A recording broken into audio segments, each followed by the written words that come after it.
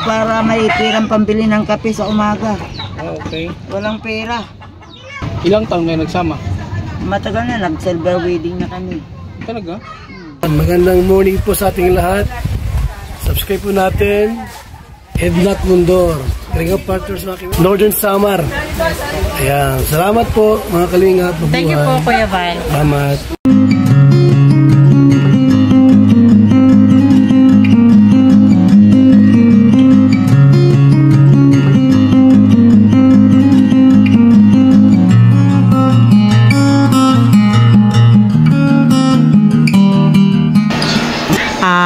Mga kanay-nays, mga kalinga partners, good afternoon. May bigating bisita po kami ngayon. Ayan po, papasok na po sa gate. Sinundo po sila ni Amba Joey the Great sa labas. Ayan na po, kilalanin po natin mga kanay-nays.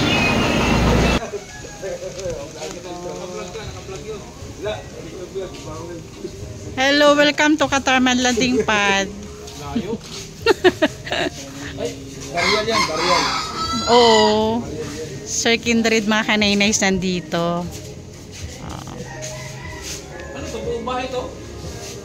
Buo? Oo, buo yan. Ano ba dito? Ay, walang ilaw.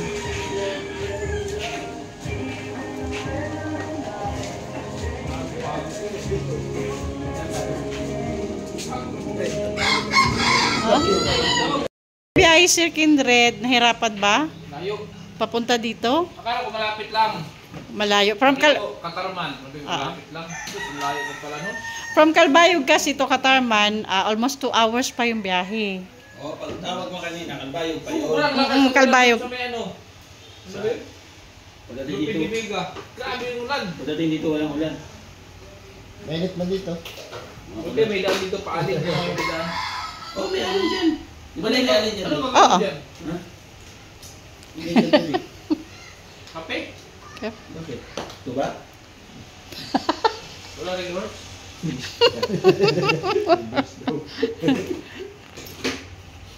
Ano tong hewe? Anong ano to? Ano yan? Ken? Sus, wala na. Puno ka na oh. Oh, dahil pa video dyan.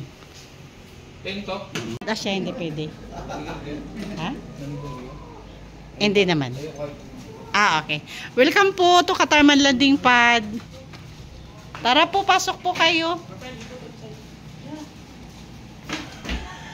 Good nun po. May na po. Ay, ang galing pa kayo mag-Tagalog eh. Nagulat ako. Gulat siya.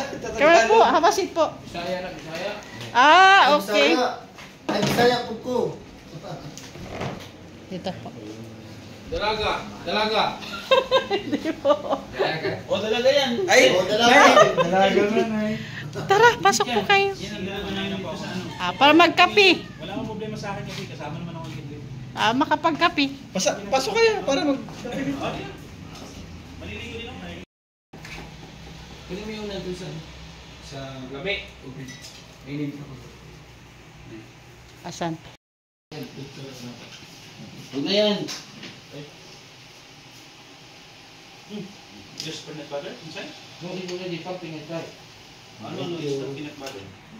Pag thumbnail mo. Wait, pan? Hindi mo na. Ano yung bakaw kasama? Wala utog na. Wala utog vlog. Hindi sa may tuli vlog. Ba't uli? May tuli. May for sure ay. Malakas ang signal nyo dito. Malakas ang signal ko dito. Chocolate be? Oh. Diba? Chocolate. Ay, oo. Wala tagli. Sige, wala ka dito. Ay, isang baso. Tutupan nyo daw. Oo, meron din tayo dito niyan ay. Hindi tayo makakala yun, siyempre. Napalagay mo sa labing pa dito kipitsugi? Ha? Sabi nyo? Sa labing pa ito. Oh. Oh! Sabi nyo ulit. I don't like chocolate. Taghanay. Ay ba, oo. Oh! Nagana daw. Dagana. Oo. Ito pa, oh. Akira. Hindi, ito pa mga pa doon. Bakit ito kaya ano, Bisaya kay Okay. Lulu eh. Bisaya ang pugko. Bisaya mga. Isa lang Hindi yan. ka kasabot ng Bisaya. Hindi ko kasabot ko yun. Nagawag ba ganito? Saan yung horizontal dito niya? Sabi niya, aw. Ha? Saan yung horizontal? Alam mo? Horizontal?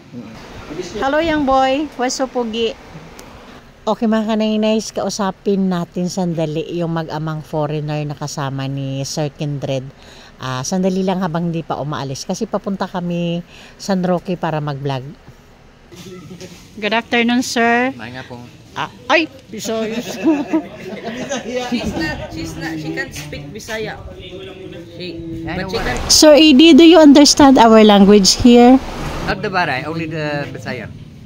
Okay. Because I live already long time in Cebu. Yeah. Okay, first of all, I want to introduce myself to you. I'm Edna Condor, a member of the Great Moreno here in Samar. I'm Derek Plucher, nickname Eddie. Edie, Eddie and the family name is? Plucher. Lucar. My first name Derek, Play-Doh name Plucher. Okay. Nickname Eddie. Okay. Anyway. Anyway. Bisaya ka man. May makukulit sa likod. Teka lang. Okay, sir. If you don't mind, can I ask some questions? Yes, it's okay. Okay. Even it's personal? Yeah, even it's personal. Okay. Are you married, sir? No, I'm not married anymore. I was But one you have time married children? in my country. And then I'm Okay. divorced there, so that's long time ago. But you have children? Yeah, And grandchildren? In my country, 2 children, they are already dako. But my daughter already married, and I have dua apo. Mga kanay-nice, ang cute talaga magbisaya ng mga foreigner, ano? Nakakatuwa talaga pakinggan. But here I have 2 kids, half Filipino. I see you have children In my country, in and your I have country. 2 children here. Okay. And here in the Philippines, you have 2 children. another 2? Yeah, that's my younger son. He's my younger Okay. son. And then I have 1 daughter in Cebu, and the rest of the 2 children in my country. I come here the first time 2007. So I come here around 18 years, but not continuing. Before COVID-19, I go every year home. And since COVID, I'm not able to go home. Okay. So then I lost my pension also because I'm 1 year not come home. Yes. And my government have the rule to control your pension. Yes. So that's why I sit without pension. And then I struggle a few years now since 2019. So yes, it's hard, but it's okay. I have survived. Sir, do you want to go with us? Iwan mo na, bili na dali. Sasama daw si Sir ID. Okay mga kanay-nice, kailangang putulin na yung interview kay Sir ID kasi paalis na kami papunta sa San Roque para mag-vlog. At naiwan si Sir ID. Hindi na pinasama na Sir Kindred. Kami lang. Okay mga kanay-nice, balikan ko kayo pagdating namin ng San Roque. Welcome. Sa ating kapatid ko ang sponsors mga salamat. Mga kanay-nice, nandito na tayo. Kasi yan, punta na ako na dito. Pangit na ako.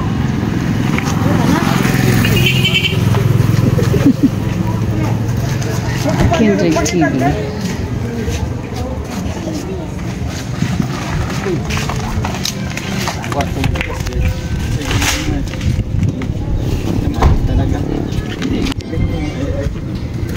Mag-behind the scene kami.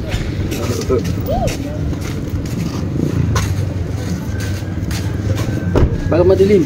May ilaw. Tingnan mo. GoPro mo. Nari, GoPro na ilaw. Bibisitahin ni Kindred TV yung German na minsan nang na-vlog ni Yansky TV. Makatira ng tulong. Ayan.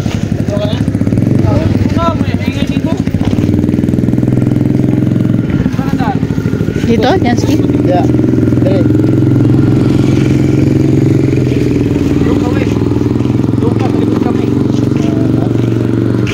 Ikaw mauna, Yansky.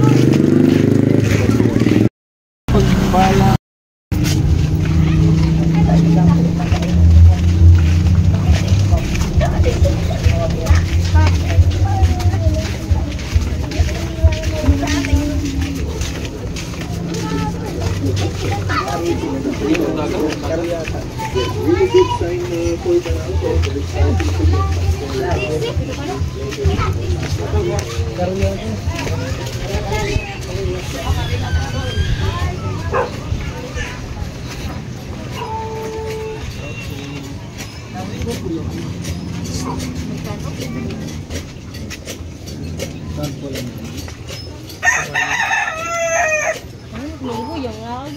inag, pinataya ako kasi maraguyang.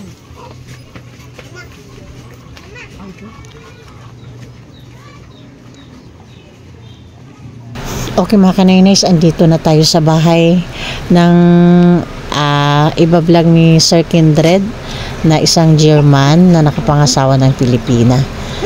Andito na po. Yan po yung bahay nila. Grabe mga kanaynays. Nagulat din ako sa bahay nila.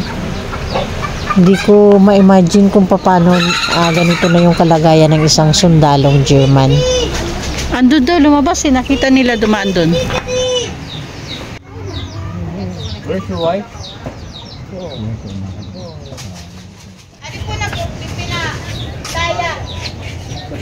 Ay, napapataya daw.